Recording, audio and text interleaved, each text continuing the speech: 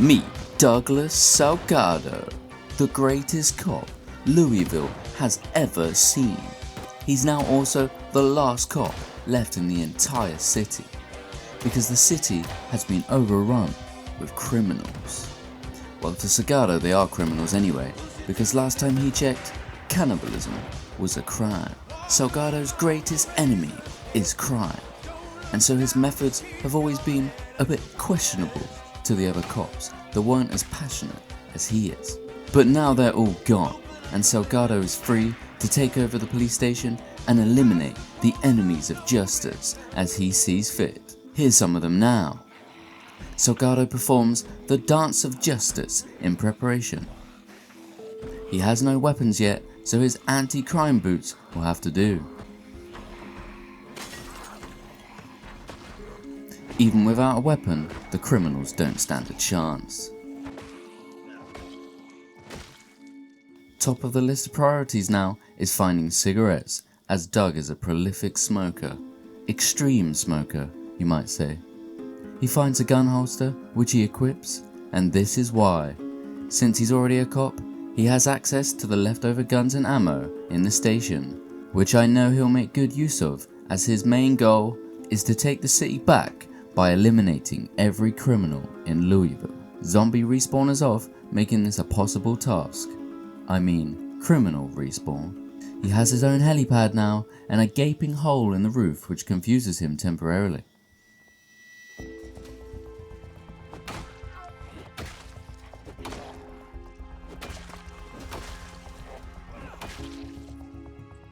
This really isn't too different to how Salgado did his job before. He works on securing the nearby area and looting some of the houses for some food.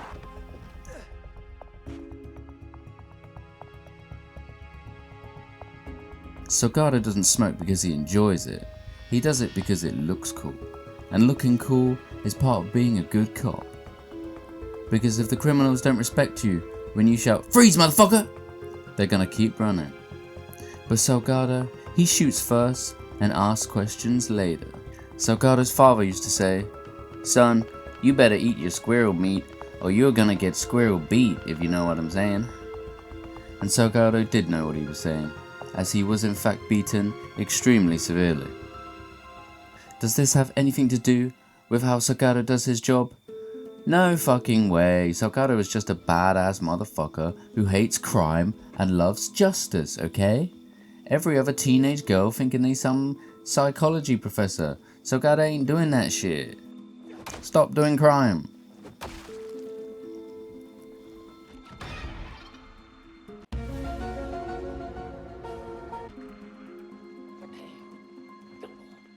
The game is pulling out every trick in the book to stop Salgado. Clearly the game is on the side of crime, but that won't be enough to stop Salgado. There's no bed in the police station, apart from the ones in the cells, but there's no way Salgado would sleep in a cell like a filthy criminal.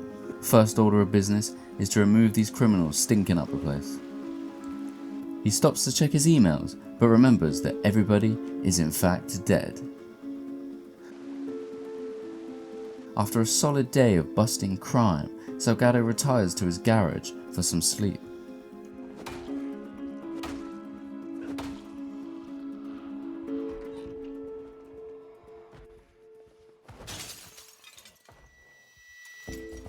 Sometimes this job is a bit dangerous, but Salgado is equipped with the skills to handle things.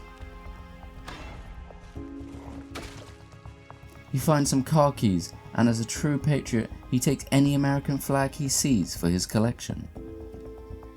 He then heads straight for the pawn shop, as he knows he's sold a ton of evidence there, so they'll have some good shit. Almost dies. But that's how it be sometimes in the line of duty. Jackpot, although Salgado sees it as basically all his own stuff anyway.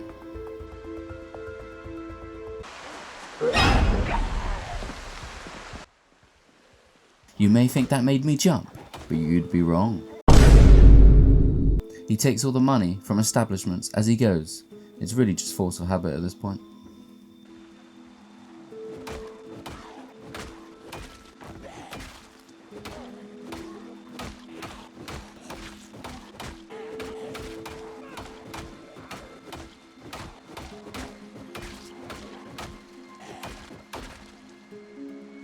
Salgado can always identify a perfect opportunity to farm aura and look badass.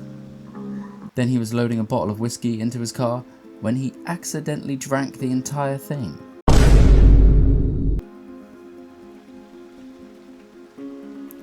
Luckily, drunk driving was something he was particularly good at, as well as drunk beating the crap out of people. If America is the land of the free, then where's the land of the 1 and 2, you know what I'm saying? It was time to work on tidying this place up and securing it to keep all the crime out.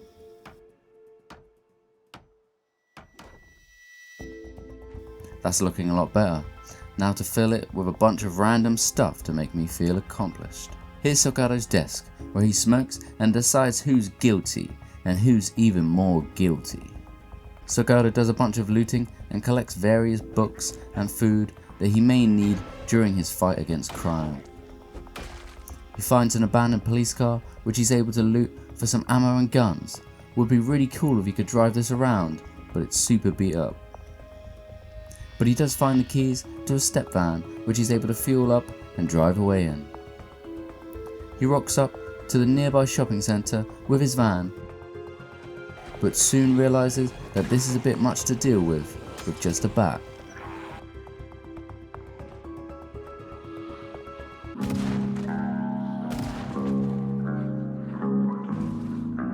He fires off a bunch of shells. Pretty soon he had quite the audience.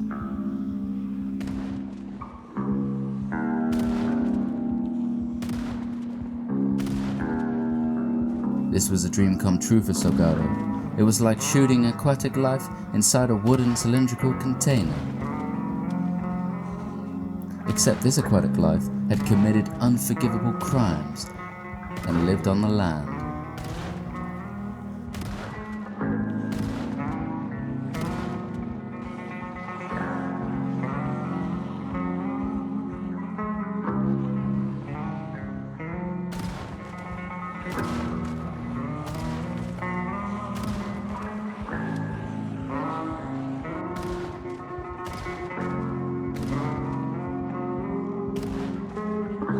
But as time went on, Salgado realised he had underestimated their numbers and was running out of ammo, so he's forced to head back, eat an ice lolly and stock up on some ammo.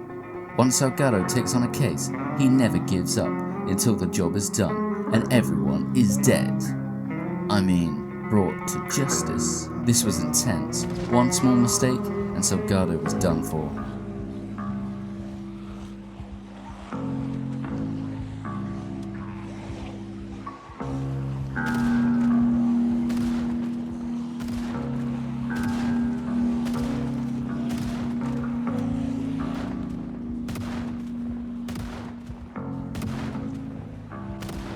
Sometimes, zombies will be killed by Salgado's sheer aura itself.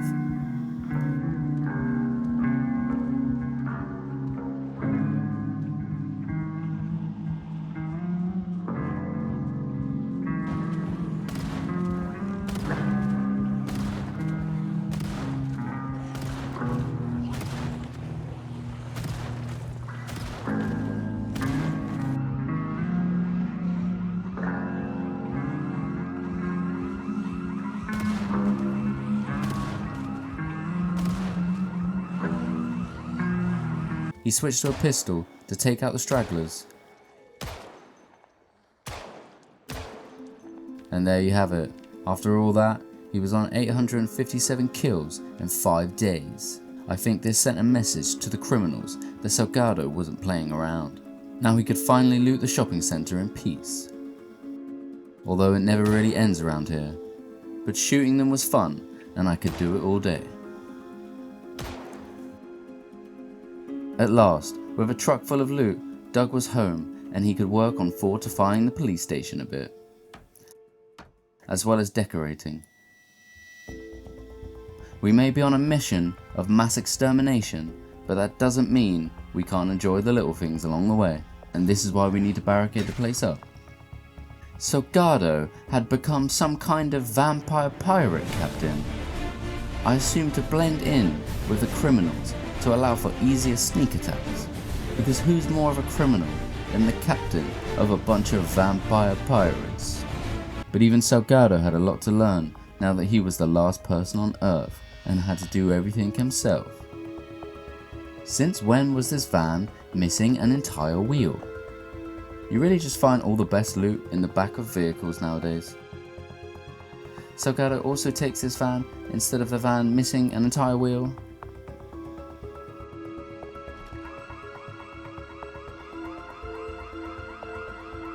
Sometimes you just gotta hold your ground and let the enemy know who's boss around here.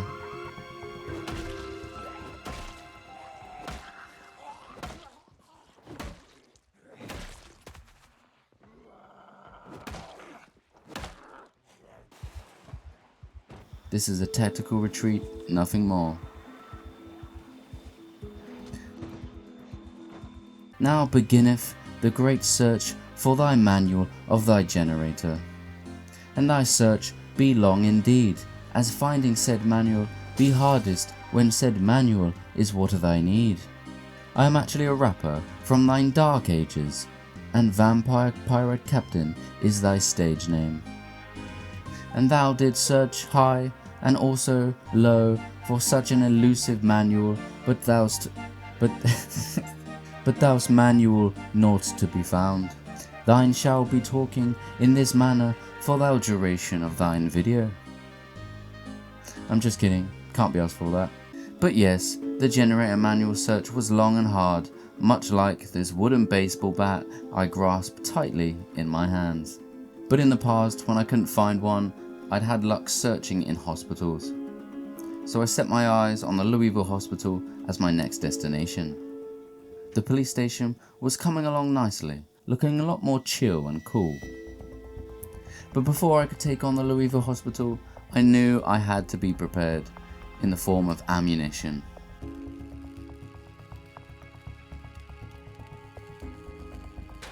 And holy moly did this hunting supply store have a lot of ammunition.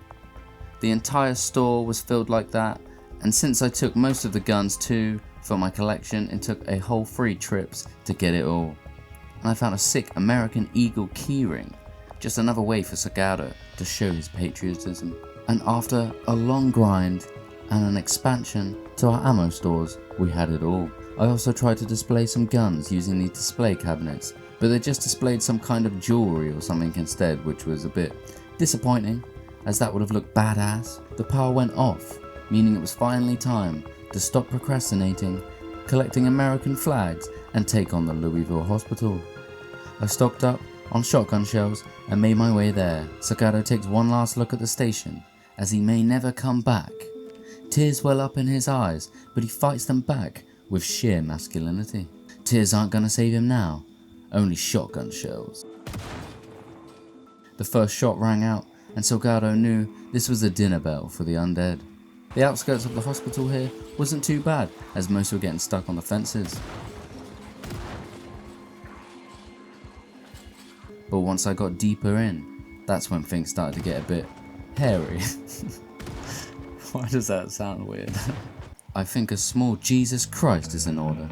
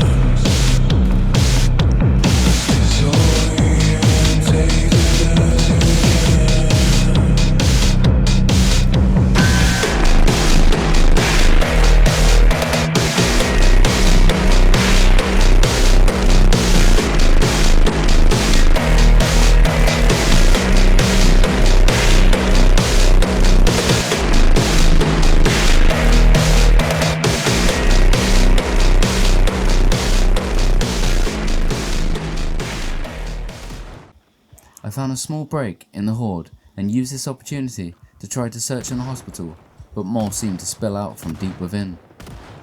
It seemed to be an endless task.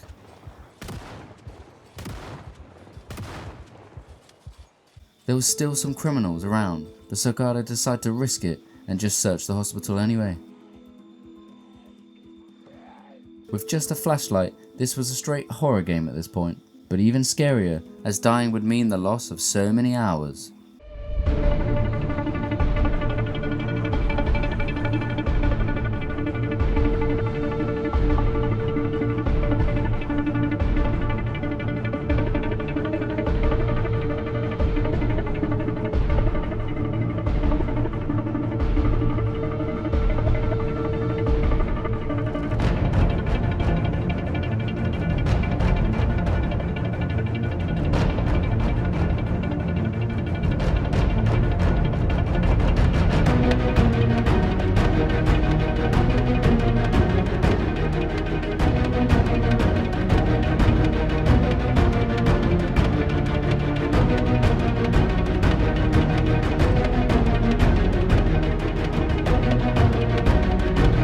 Unfortunately, I was having no luck in finding this generator manual, and I was starting to lose hope.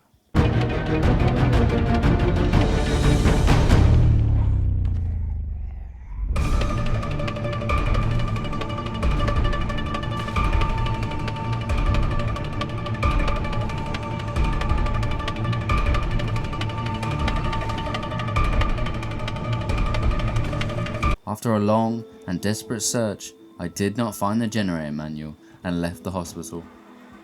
But it wasn't a complete waste, because at the end of the day, we're here to kill all the zombies, and we were on 3,400 zombie kills, and we were also now nearly at level 7 aiming, which is nice. But I'm going to end this video here. I hope you enjoyed this one, and I hope you subscribe, and I'll see you in the next one.